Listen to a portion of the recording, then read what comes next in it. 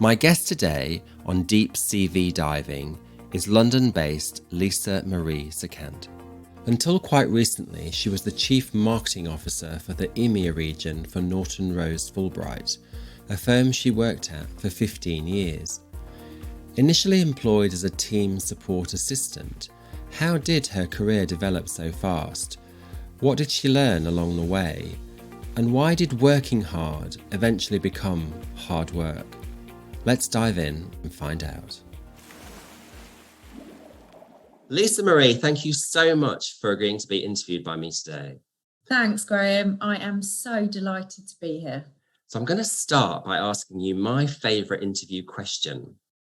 So if we were to get a cross-section of people in the room who you've managed, who have managed you, or you have worked with collaboratively, and if we were to say to them, collectively choose 3 words that would describe working with Lisa, what are they going to say? Collaborative, empathetic, leader. Leader. What does leader mean to you? It means creating a sense of team, getting your team all headed in the same direction. It's being a clear communicator. It's being human. It's responsibility. It's decisiveness. And it's fun. I like the fact also that you describe yourself as empathetic. And I'm sure we'll get into that a bit later when we talk about some of your senior jobs and where you've worked and stuff. But what does empathy mean to you in the workplace? Being human. Being human.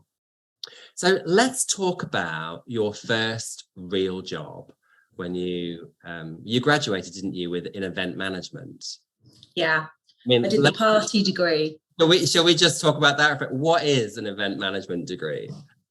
An event management degree is basically a business management degree with a large focus on events and marketing.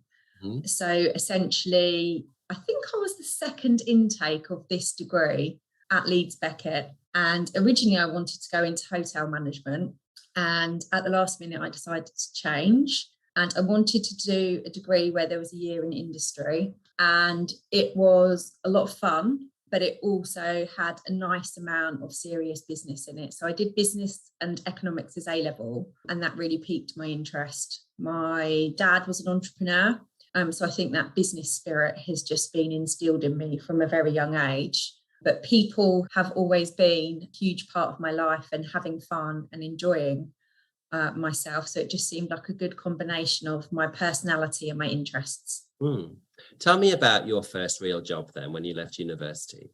Well, so where I did this year in industry, I was hired by an event management consultancy, and they had contracts with big global corporates and a lot of professional services firms. Mm-hmm. And so we used to run their summer events, their Christmas parties, their leadership retreats. And they actually put me on a retainer for my last 2 years of my degree. So I worked for them term time up in Leeds, and then during the holidays I went back and I helped out at the events, and I was due to go back to them as a consultant as I graduated, and unfortunately they expanded very quickly. They'd acquired another business and they had to scale back and folded literally just as I was graduating.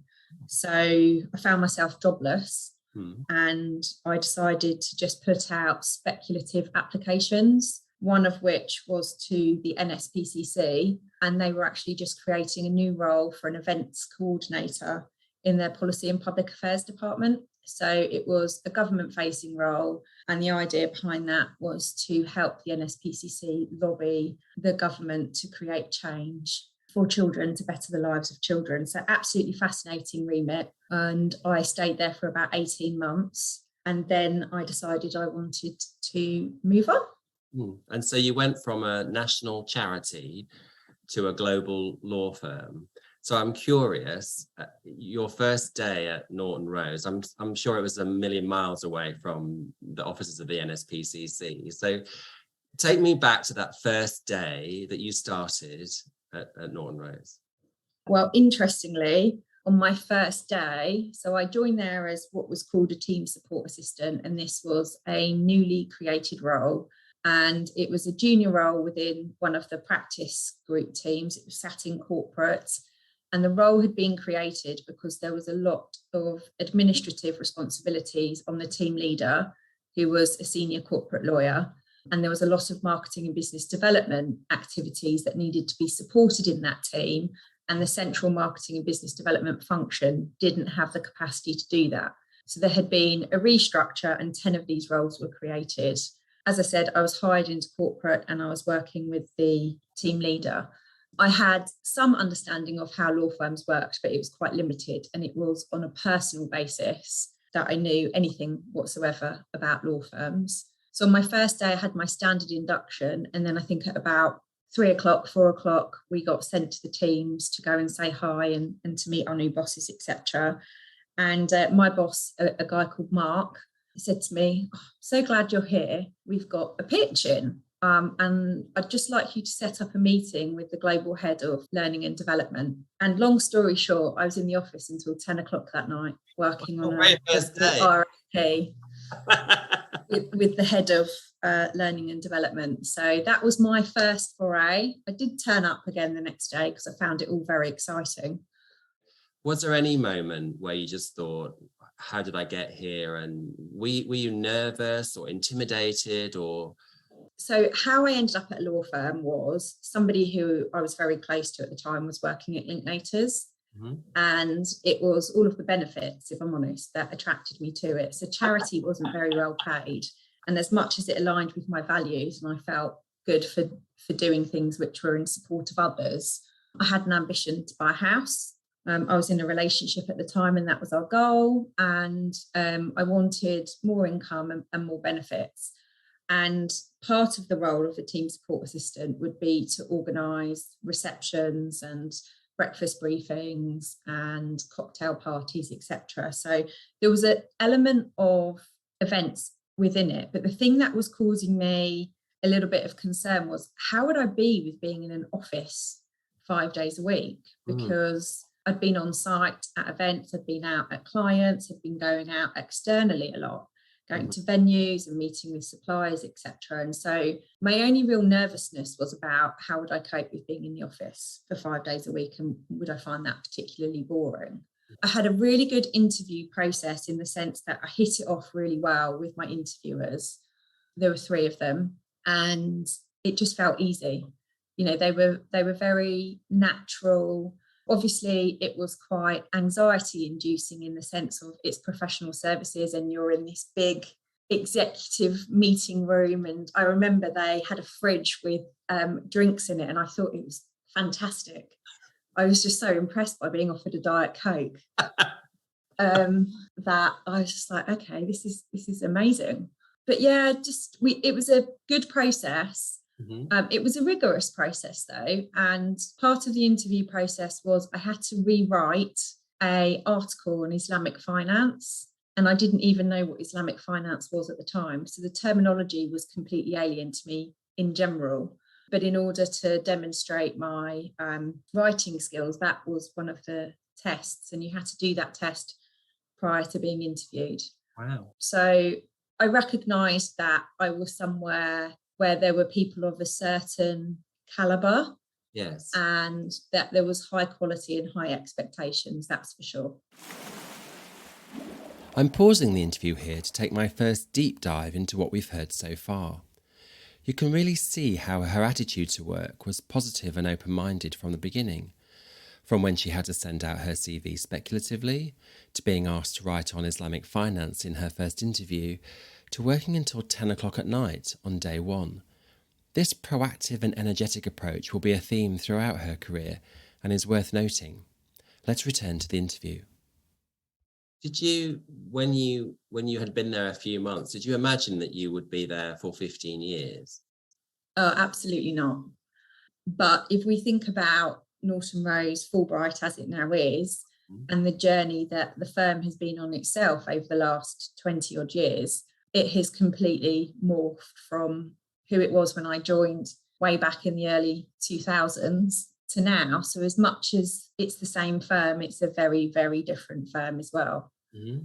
And I didn't really appreciate the sense of opportunity that was there in those very early years. But what I was very fortunate to benefit from was supportive managers and great relationships, which really helped to propel my development and ultimately the opportunities that I was afforded.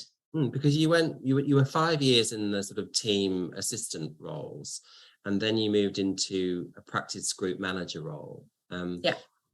Talk to me about how that came about. So one of the benefits was that every 4 years you qualified for a sabbatical. And so as I'd come up to my 4-year tenure, I'd gone from being an assistant to an exec to a manager.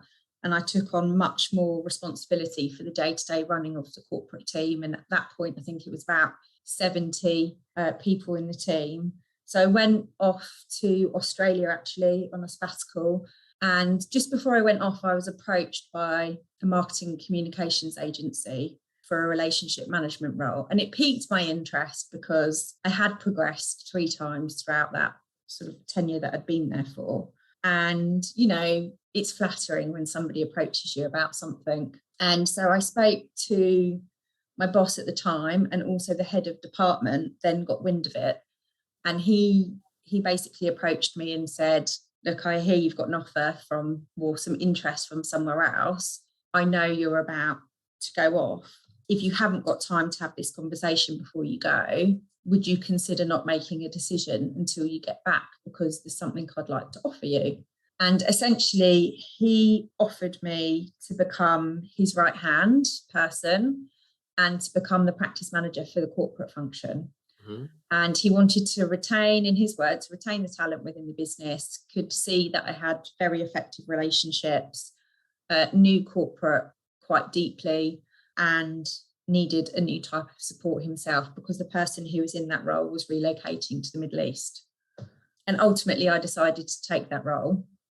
What is it about you that made them feel that at that sort of junior level-ish, you were indispensable? And secondly, when you said they knew that you'd built good relationships, how had you done that? And, you know, what skills have you got to do that, do you think? My skills are, I'm emotionally intelligent. So people are my thing, mm-hmm. which I think is how I've ended up making the decision that I've made and doing the exec coaching that I do mm-hmm. these days. The partners talked highly of me. Mm-hmm. I had effective cross-functional relationships. So I had to work very closely with finance, with HR, with IT, with the central marketing and business development function. And I have got a strong sense of purpose around being a team player. Mm-hmm. So I like the balance of having autonomy, but I really thrive in working with others. And so when I was approached to do that role, I was very familiar with the head of the department anyway, because we'd be in a lot of strategic meetings together. We'd be looking at the performance and the operations across corporate in general. So I'd attend the team leader meetings. Mm-hmm. And so I was sort of de facto in that position. Mm-hmm. And I think it was just basically my people skills. Was there a point when you actually became interested in the business? So you said that when you first joined there, you didn't really know what a law firm did and you didn't really know the language. But it seems to me that you must have got to a point where you were actually quite invested in the success of the business. So at what point did you actually become genuinely interested in what the law firm was doing and what its goals were? So I think as I got promoted from assistant to executive, I was taking on more and more responsibility for RFPs, so responding to pitches and proposals from clients. Mm-hmm. And they were a lot of the time they were focused on equity capital markets and mergers and acquisitions. Mm-hmm. And so I was very fortunate in the team that I was in that people would help me to understand what these transactions or what these deals were, because they could see that I could add value and save them time if I improved my understanding. This was also in the heyday of M&A being absolutely through the roof. So this corporate team was high performing, high functioning, hard working, and lots of fun. So there was this strong sense of community and that we were in it together. And so as I got more and more involved in the RFPs. I could see how that was affecting the financial performance of the business, and then what we needed to do around recruitment and retention. And because the team leader was such a successful lawyer, his default was to make me responsible for those things. So I ended up either taking on the responsibility for some of these conversations or being party to them.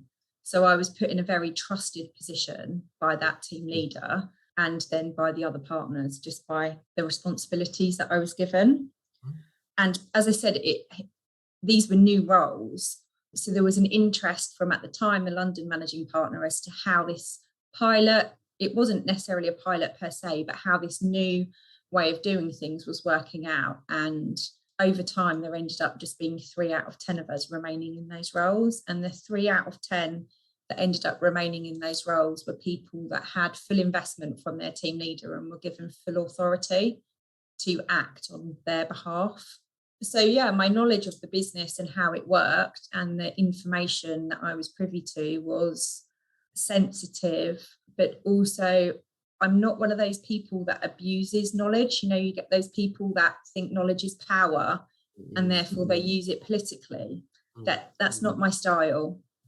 These environments, they can be political, these environments, can't they? I mean, highly. So how do you and they are. How do you navigate that then?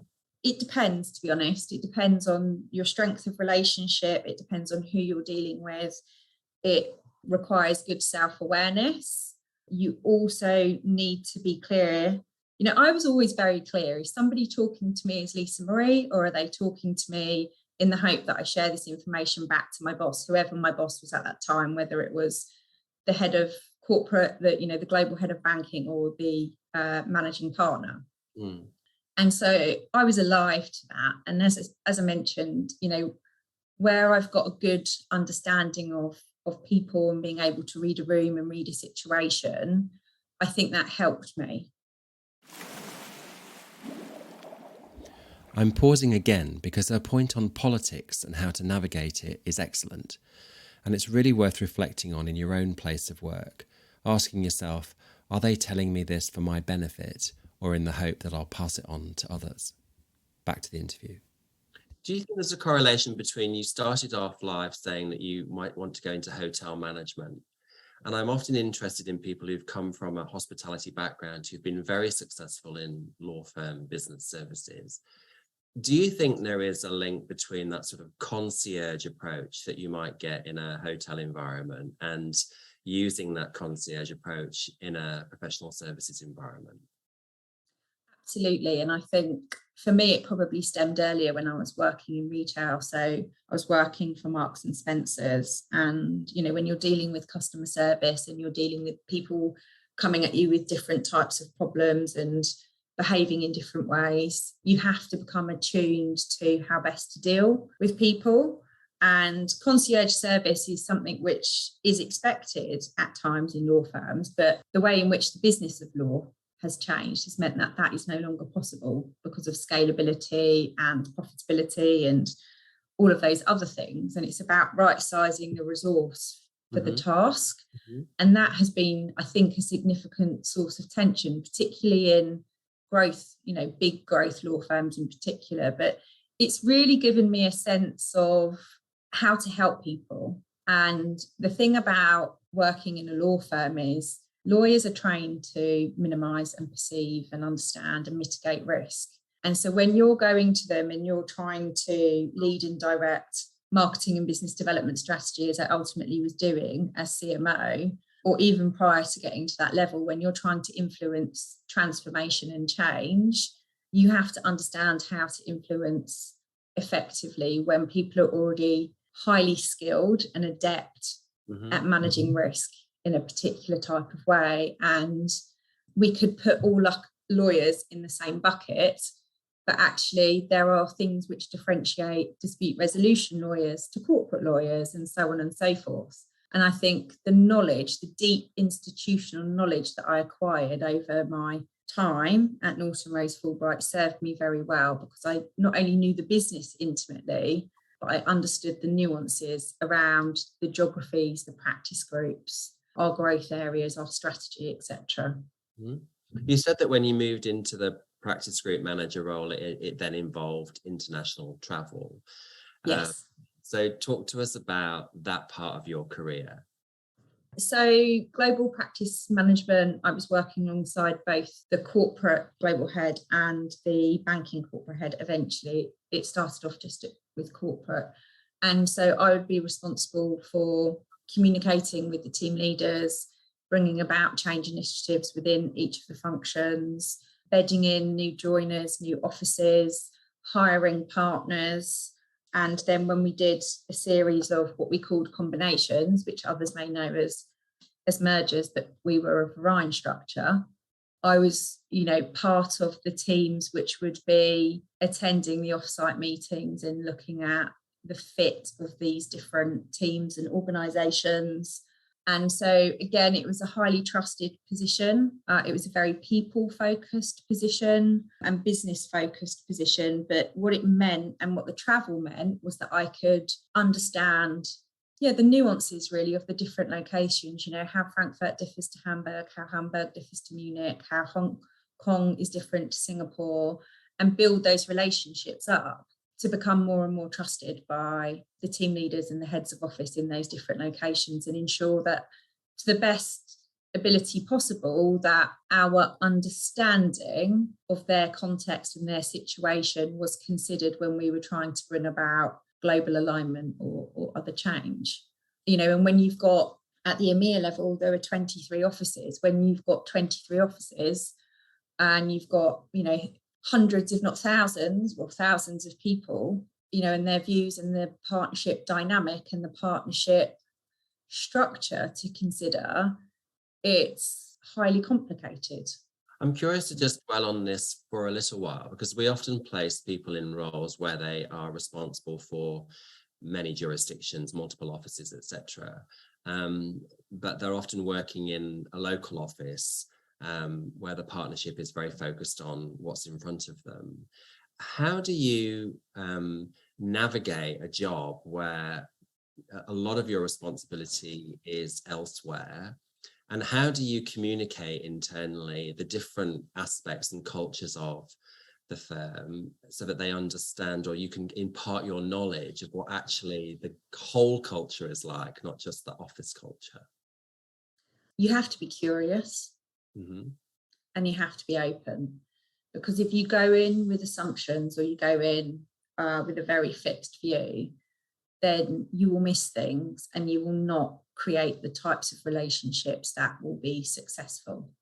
What do I mean about that is, if you go in and it's, Big Brother is watching, or, we're here from London and we're going to tell you what to do, then you don't get the results that you want, and you don't bring people alongside with you. And so I think that curiosity is really helpful to understand why things are the way they are, and to bring about discussions around how do we bring things more closely aligned, because, structurally and organisationally, there is a desire, there is an expectation that we're going to do the following things. But you have systems, processes, structures, plans, which are flexible enough to reflect the local market. So different markets, as Graham, with what you do, operate in different cycles, but there's lots of commonalities that tie us together. And so it's about having that flexibility around when certain things go to market in certain locations, what the culture is. Was actually very consistent within EMEA. So you could be in different offices, but we had a common brand, and you felt like you were in a Norton Rose or Norton Rose Fulbright, as it then became to be, location. And you create that sense of team and community. So, we share what our objectives are, and we seek understanding as to how they would best work in different locations, or what support they needed as well. I think that's a big one. Mm-hmm. How can I help you? Not just, I'm here to tell you that, no one wants that. Mm. And what do you need from us? And where was your own personal ambition at this point? Because after just 9 years, you were appointed Chief Marketing Officer for the EMEA. extraordinary. I mean, let's think you walked in 2005 to be a team support assistant in a role that they'd only just created. And 9 years later, you're given the chief marketing officer role. But before you were given that job, I'm just curious, had your ambition changed at all being in that environment? Were you chasing the top job? The answer is I absolutely was not chasing the top job.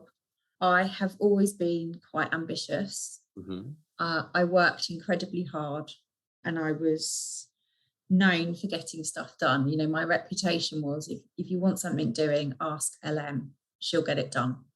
And I was approached about the chief marketing officer job one late evening and I was astounded. But I instantly said, yes, I am absolutely interested in this, because in my mind, I thought, I've read this article somewhere from Richard Branson, which says, say yes and then figure out how to do it later.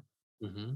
I had got to the point where I was looking for my next thing anyway. And as I say, you know, I had ascended fairly rapidly and had been sponsored, you know, and one thing that's really important for me to, I guess, share today is that I was sponsored by men, and in a typically male-dominated traditional environment, I think that was quite a difference. You know, we have a lot of disparity around women in senior roles in the workplace, particularly in large professional services and other organisations. And I think, you know, I brought certain things to the table, but the chaps that I worked for sponsored women to get ahead.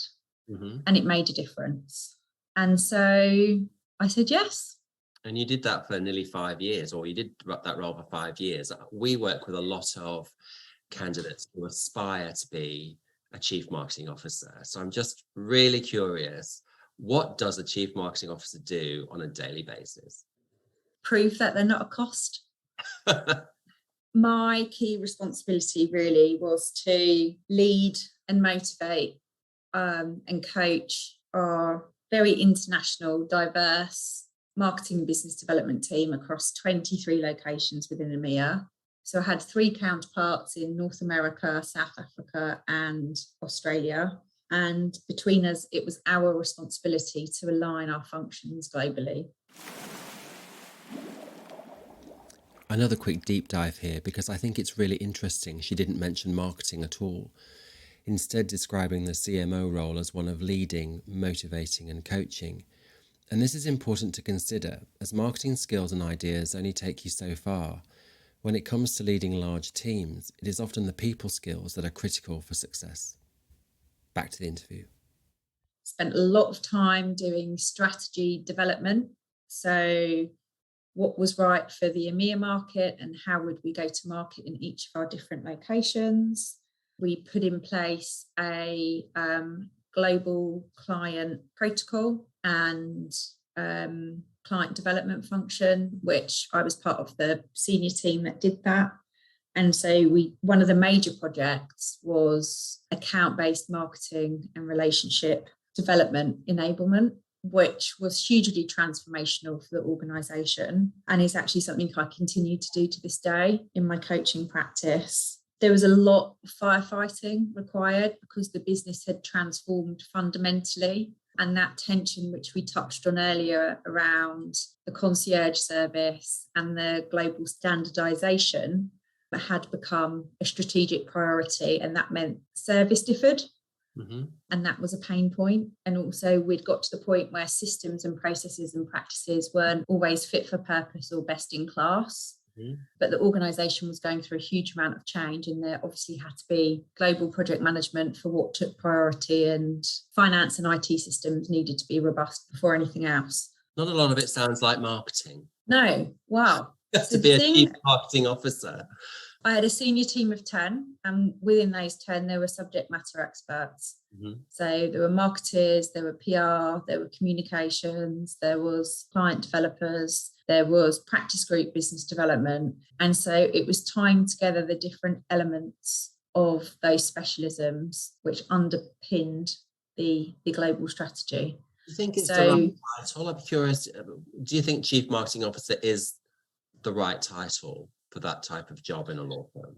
do you know, it's an interesting one, because I've always said to people, don't worry about what your job title is, worry about what it is that you're doing. Mm-hmm. So my remit was very clear. You know, my job was to bring this team together and to move it forward to help the partners win new business, essentially.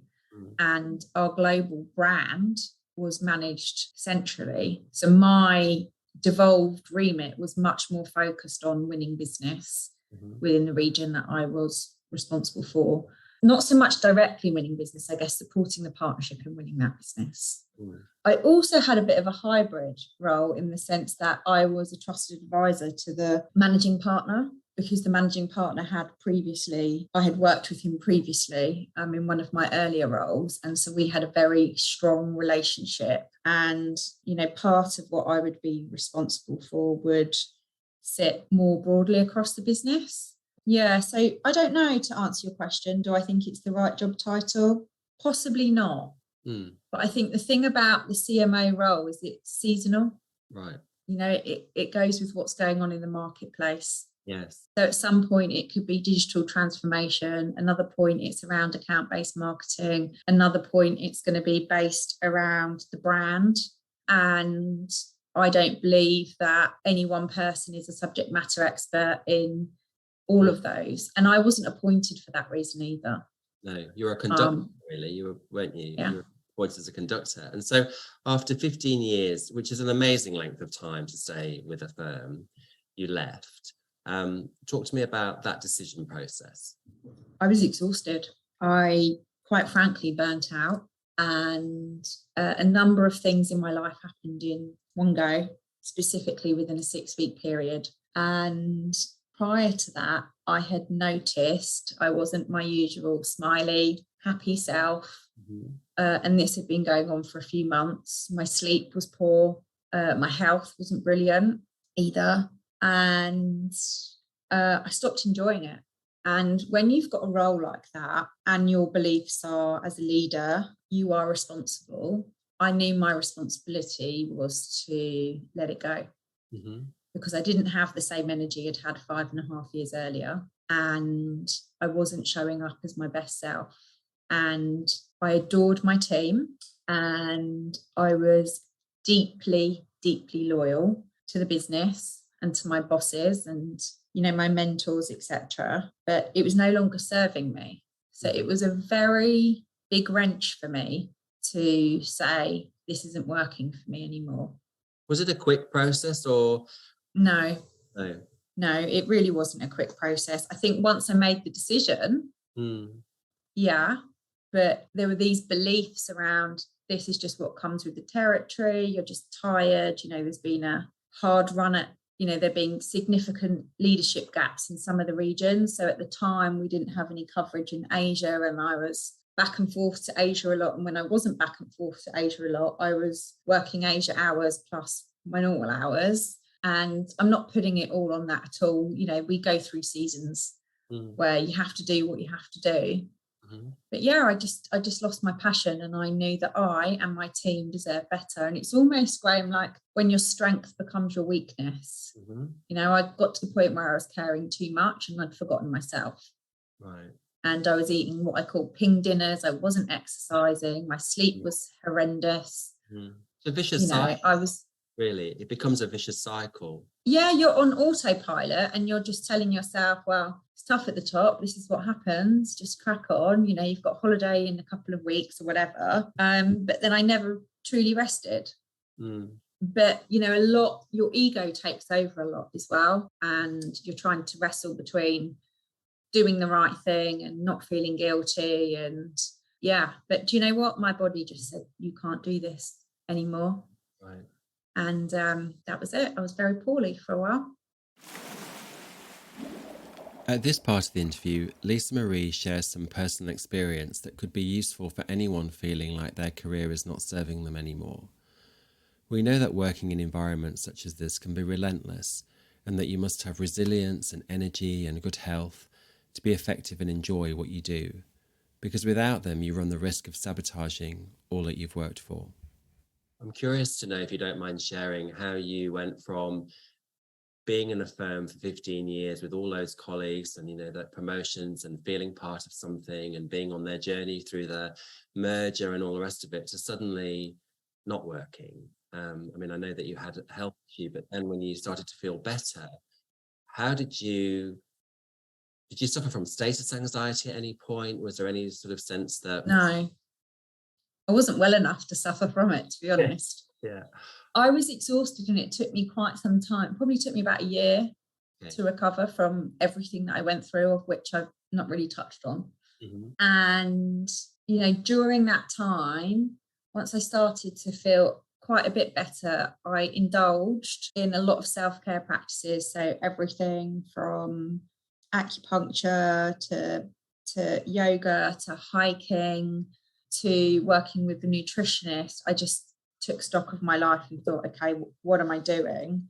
And I need to get myself well. I'd had quite a big health scare. And so by doing that just gave me energy to think about where next. But it took me a while to think about where next. And what I realized was, as much as I was feeling better, I still wasn't back to the energy of 5.5, 6 years ago. So I wanted to do something where I could be effective, but there to be less impact on me, which is how I ended up in coaching, because it's enabled me to put in place brilliant boundaries, but still use those people skills, that emotional intelligence and all of that business acumen, because I principally work with senior leaders, founders, executives, and do it in a way that is thoughtful for myself, but effective for my clients. And are you able to recognize that sort of burnout in others that you're working with? And is that part of your consulting practice, to sort of help prevent or acknowledge that? Yeah, so I've developed a framework which has got 3 pillars to it, and it's centered really very much around self-awareness, self-belief and self-care. Each of those pillars, basically, I believe, are the foundations to living well, living and working well. So if you're aware, if you know yourself deeply, you can understand your blind spots. And that's not just through self-reflective practices, it's actually talking to others, people in your team, upwards, downwards, sideways, and you can start to understand yourself better and change your performance. With self-belief, I think it's really difficult to expect others to back you if you don't back yourself. Now, one of the things I benefited from was in my moments of self-doubt, etc.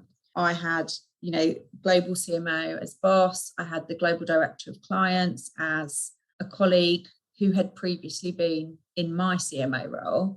So she was very much like a mentor too. They would help me to see my strengths when I was doubting myself. But building that muscle of self-belief helped to sustain me at that level. But my self-care was fundamentally missing. Right. So I put everybody and everything before me, personally and professionally.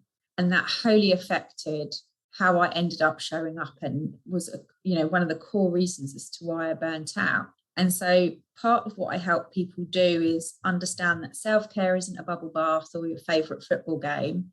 It's very much about having the hard conversations. It's putting in place those boundaries around, whether it be, flexibility, working hours, delegation, etc. So it's a full toolkit really to help executives work optimally, but also look after themselves.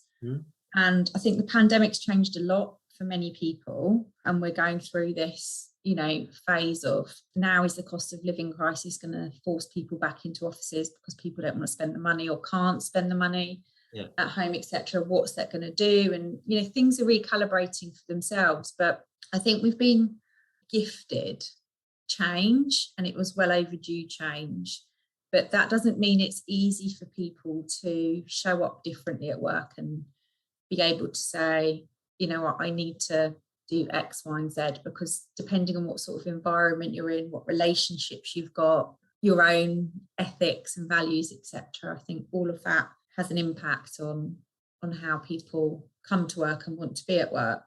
So yeah, there's a definite focus on well-being, but it's also around performance and effectiveness.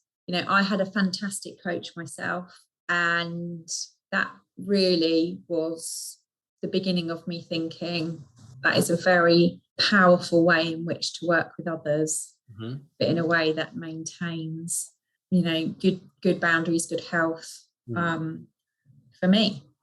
It's certainly working. You do look amazing. I wish everybody could see how beautiful you are. How healthy you look. I'm curious to know, what would the 2022 Lisa-Marie say to the 2005 Lisa-Marie? Graham, that's an interesting one, because I've been through a lot of challenges in my personal life, and every time the proverbial hit the fan in my personal life, my professional life accelerated. So there is a direct correlation for me between things going awry in my personal life, like a broken engagement with a cheating fiance and other wonderful things like that happened. And then my dad, unfortunately, passing away when I was in my mid-20s unexpectedly, where work accelerated. So I don't know that I would change anything, but I would probably say, don't forget yourself in amongst this. My final question for you is, it's been a pleasure to interview you for me personally today, but I want to know, what's the best interview question that you've ever used yourself? I don't know that this is the best, but the questions that I liked asking, and I'm going to give you more than one, sorry, is how do you like to be managed? Because I think that's really insightful. It helps you understand the fit of that individual within the context of what they're going into. I would also like to know, what do you need in order to be successful?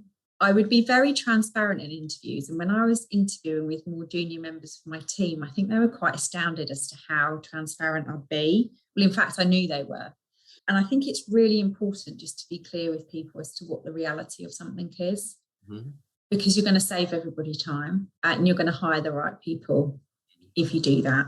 And that's where, it's important to be human, particularly in these high performing environments. Another question would be, what do you do if you're asked to execute on something which is fundamentally misaligned with your values? Well, that's a good one. And I think that's, quite telling. Yes. Well, it's been a very trick question, but it's telling. It's been a very telling interview with you, and I've loved it. And thank you so much for sharing your career experience. I'm pleased to say you've made the shortlist. I'm sure that the people listening will learn a lot from your own career journey. So thank you so much, Lisa-Marie. We wish you lots of luck in your business and lots of success. Thank you, Graham. It's been an absolute pleasure.